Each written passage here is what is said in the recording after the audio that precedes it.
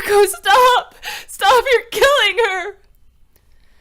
In a waft of silk and perfume, Lydia was there, clinging to his side. One pale little hand clutched at the man's arm that gripped the awful cane. A splash of red slicked the heavy brass grip. Blood clouded Doc Byles' eyes, and her head rang like the bells at church, but anger swelled like a scream in her chest to see her friend still hanging on the arm of that monster. If she could just push back to her feet. But the world swam. Come on, sweetheart. She don't know how it is all. I'll set her to rights. You don't have to go on like this, Marco. Come on, darling. Let's go back inside. Though a practiced smile played at Lydia's lips, her honeyed voice still arced high and choked with fear. Come on, baby. Let's go before somebody sees. All three of the whoremonger's muscled shadows were picking themselves up from the muddy street. More than one sported the beginnings of a purple blossom in one eye. Marco wrinkled his long nose and dusted some invisible spot from his coat as Lydia vomited sweet little plaintive nothings in his ear. Sorry, Liddy, if it was up to me. The weasel-faced man shrugged helplessly. But she started this row with the fellas. It's between her and them now, I'd say. Should keep your little friends out of my business, love. Lydia's face tore into a desperate tragedy mask, her thick makeup running in smudged streams down her cheeks. Come on, baby. She didn't know it was your money. Honest. It won't happen again. She's just stupid as all. She's nobody. Marco reached into his jacket and flicked a tinder twig to light a cigar. Then I guess nobody'll miss her. Again, Dogpile tried to push to her feet, but the world wobbled like a ship in a storm. Trying not to vomit, she toppled to one side again with a grunt.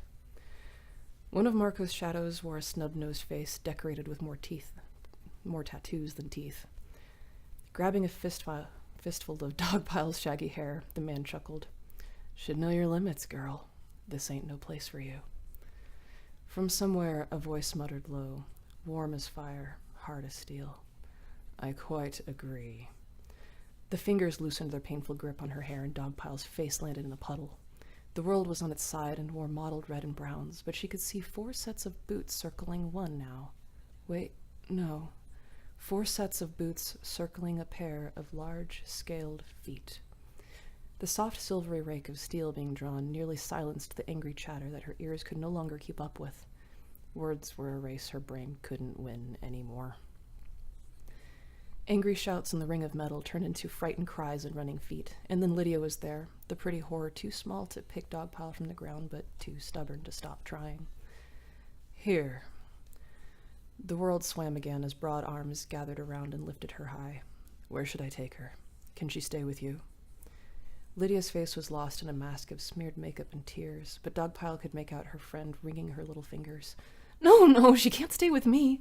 If they find her here again after what she did, after what you just did, it'll be... Then where? The voice cut her off gently. Do you know her family? Lydia quickly nodded. Her brothers. Here, follow me. I've never been, but she told me how to... Panic rose in Dogpile's chest, and one hand found a fistful of a newcomer's tabard. No!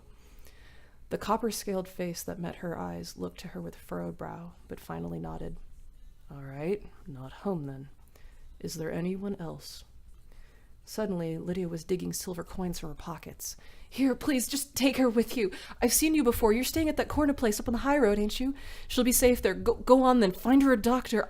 I'll come as soon as I can. I'm so sorry, dog. God damn it, dog, you tupping idiot. Now go. So saying, Lydia gathered her skirts and disappeared into one of the alleys like a delicate pale cat. The copper scale looked puzzledly to the handful of silver and the bloodied woman in his arms and sighed. Well, this is awkward.